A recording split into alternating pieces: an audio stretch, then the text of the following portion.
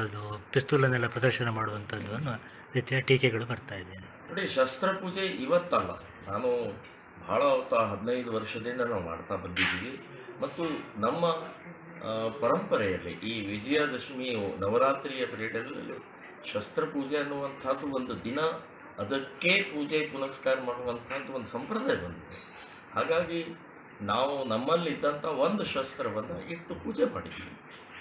ನನಗೆ ಗನ್ ಕೊಟ್ಟಿದೆ ಸರ್ಕಾರ, ಲೈಸೆನ್ಸ್ಡ್ ಗನ್ನಿಗೆ ಅದನ್ನು ಕೂಡ ಇಟ್ಟಿದ್ದೀನಿ. ಅದರಲ್ಲಿ ಯಾವುದೇ ರೀತಿಯ ಕಾನೂನು ಬಾಹಿರ ಅಥವಾ ಇನ್ಯಾರನ್ನೋ ಹೆದರಿಸೋಕೆ, ಇನ್ಯಾರನ್ನೋ ಪ್ರದರ್ಶನ ಮಾಡೋಕ್ಕಲ್ಲ, ನಮ್ಮ ಸಂಪ್ರದಾಯದ ಹಿನ್ನೆಲೆಯಲ್ಲಿ ಈ ಆಚರಣೆಯನ್ನು ಇದನ್ನು ಮಾಡಿದ್ದೀನಿ. ಸೊ ಎಲ್ಲರಿಗೂ ಕೂಡ ಇದೇ ಮಾದರಿಯಲ್ಲಿ ಮಾಡಬೇಕು. ಇವತ್ತು ಶಸ್ತ್ರಪೂಜೆ ಮಾಡದೇ ಇರೋದ್ರಿಂದನೇ ನಮ್ಮಲ್ಲಿ ಆ ಹೆದರಿಕೆ, ನಮ್ಮಲ್ಲಿ ಆ ಪ್ರತಿಭಟನೆ ಮಾಡುವಂಥ ಪ್ರವೃತ್ತಿ ನಾಶ ಆಗ್ತಾ ಇದೆ, ಪ್ರತಿಕ್ರಿಯೆ ಕೊಡುವಂಥ ಪ್ರವೃತ್ತಿ ನಾಶ ಆಗ್ತಾ ಇದೆ, ಮಾನಸಿಕತೆ ಕುಸಿತಾ ಇದೆ. ಸೊ ಈ ನವರಾತ್ರಿಯ ನಮ್ಮ ಸಾವಿರಾರು ವರ್ಷದಿಂದ ಬಂದಂಥ ಈ ಪದ್ಧತಿಯನ್ನು ನಾವು ಬಿಡಬಾರ್ದು.